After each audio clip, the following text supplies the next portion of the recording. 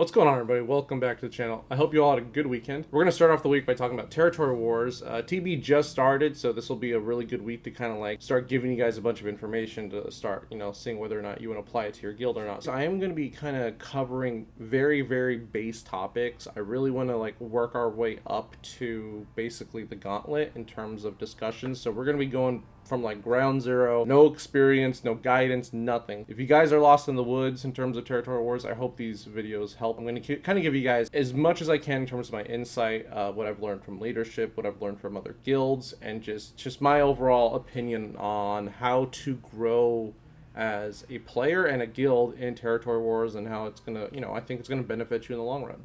So let's get started. So today's topic is going to be all about knowing your guild budget. No, that does not mean how much money does every person in your guild make so we could spend on the game.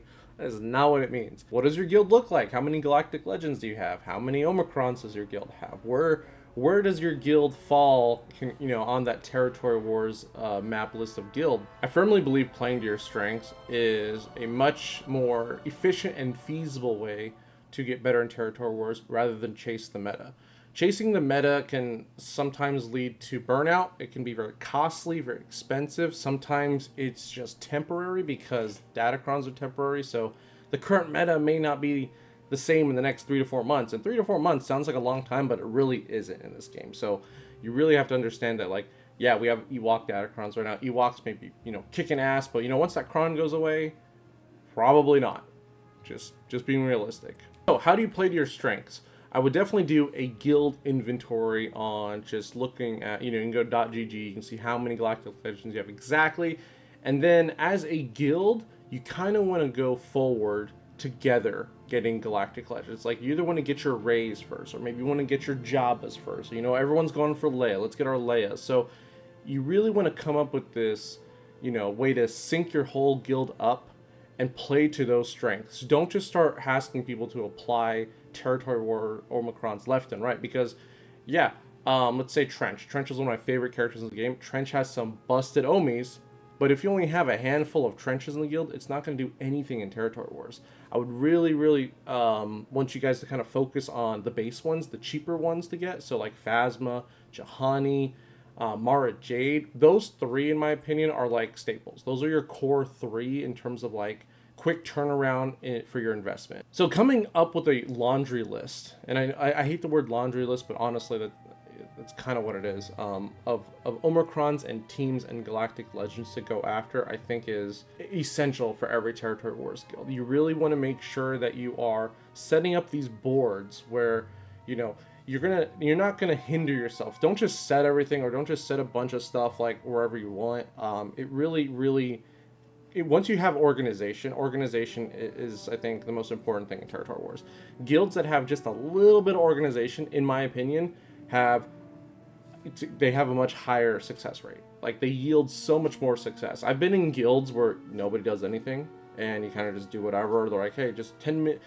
Put your R5s here, your R7s here. Like, there's no specific orders. Like, they're not creating like walls of the same team. The guilds that did that, and I mean, that's all they did. Like, they didn't run a hot bot, which we'll talk about in another video. They weren't running bots. They weren't running this. It's like they were just organized. They just did so much better.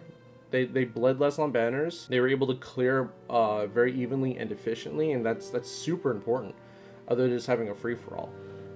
Again, that'll be another video talking about free-for-alls, but yeah, your guild budget, guys. So realistically, you should have a ballpark of what you can do. You may be in a 500 million GP guild, you may be in a 100 million GP guild, but based on where you are, I think you guys should be able to figure out some kind of a long-term yearly budget for your guild, and you guys grow as a team. You grow as a team, you're gonna create the same walls, you're gonna have you guys are gonna sync up, essentially. And I think that's step one for Territory Wars, is really getting the whole team involved, because it's a group effort. It's a team-based game mode. It's not GAC. Don't go in guns blazing and do whatever the hell you want. You really have to work together. And like I said, just a little bit of organization can go a really long way. Now, going back to the whole Omicron discussion, I understand there's a lot of people that love GAC, and there's a lot of fun GAC homies. Trust me, there's a lot of fun GAC homies that I would love to apply, but I'm just not going to. That's just how I am.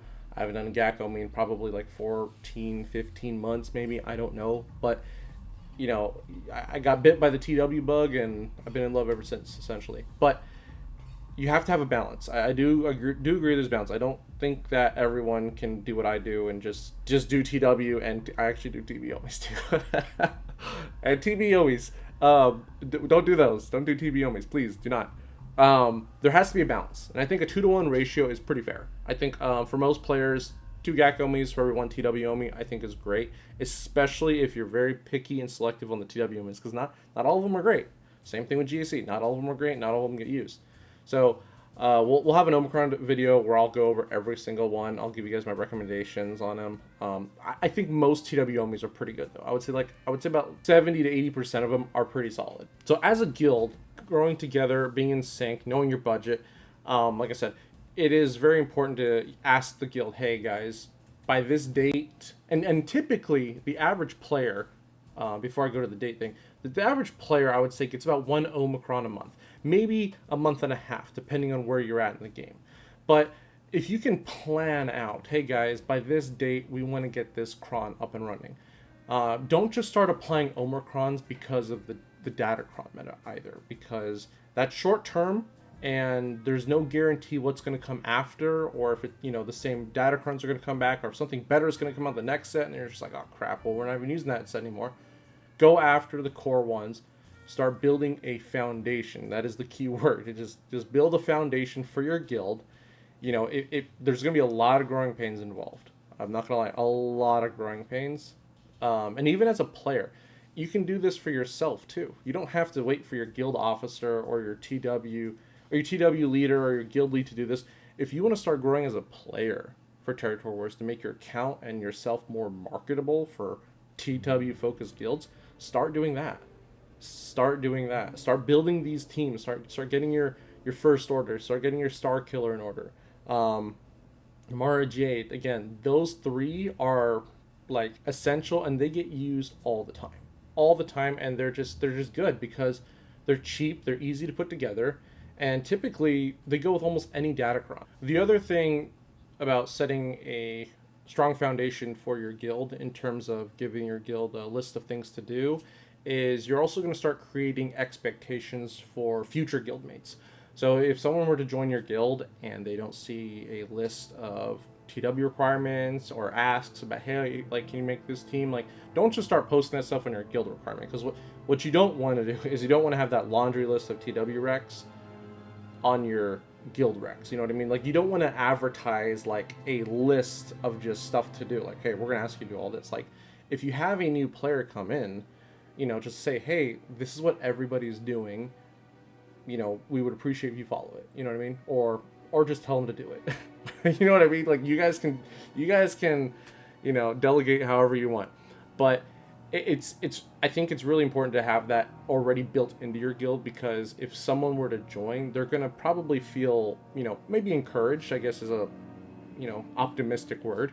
But, they're going to feel that, oh, everyone's setting this on defense and I don't have it, so I should probably do that as well. You know what I mean? They're gonna feel enticed, and hopefully, like I said, encourages the best case scenario to start following your guild's orders, because that's essentially what you want. And again, these orders don't change from guild to guild either. Like Phasma, like I said, I'm just using those as an example. But having foundation and being able to know how to budget your guild goes across the whole game. It goes across all competitive TW guilds, regardless of if they're in the gauntlet or not, because that's just the way the game is. Like, you have to have that foundation. You have to create these expectations, and you have to kind of just, I don't want to say herd the cattle, but essentially, yeah, that's kind of what you have to do a little bit. Sometimes you do have to twist arms and pull teeth for TW asks, but that's never going to go away. That's across all guilds. Even in the gauntlet, you get those players that just are always resisting. Anyways, guys, that's just the first topic. We're gonna start coming out with more stuff. Some of these videos may be long, some of them may be short. I really don't have a structure yet on this. We're just gonna kind of do it, and I think we're just gonna keep it going. Like I was thinking about this the other day. I was like, I think I'm just gonna keep it going. We'll just keep talking about TW because they're always gonna be putting out more TW characters. So it's not like there's gonna be a void of content to talk about. I guess. I mean, we might get through all the manual first, and then maybe that's what we'll call this series, the TW manual. I don't know.